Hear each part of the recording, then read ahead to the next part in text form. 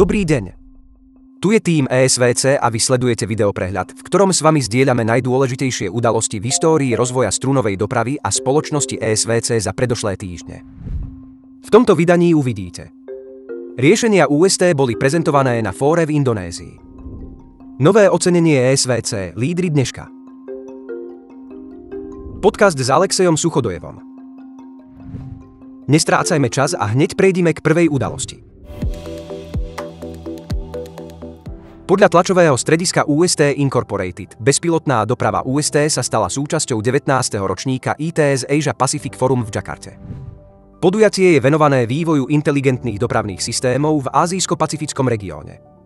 Podujatie spojilo odborníkov z dopravného priemyslu, tvorcov politík, inovátorov a myšlienkových lídrov, aby diskutovali o najnovších trendoch a nových technológiách, ktoré vedú k prechodu na udržateľnú a inteligentnú mestskú mobilitu.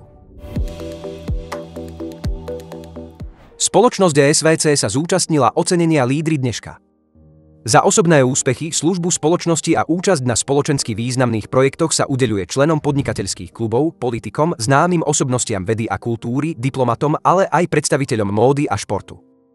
Podujatie sa koná od roku 2015 a tento rok ho zorganizovali magazín Leaders Today a podnikateľská komunita Lídri dneška.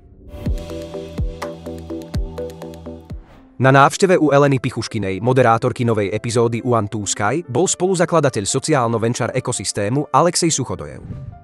V tomto podcaste sa dozviete nielen o projektoch komunitných lokomotív, o strunovej doprave a biohumuse, ale aj o maratóne komunity ESVC, ktorý sa začal tento rok.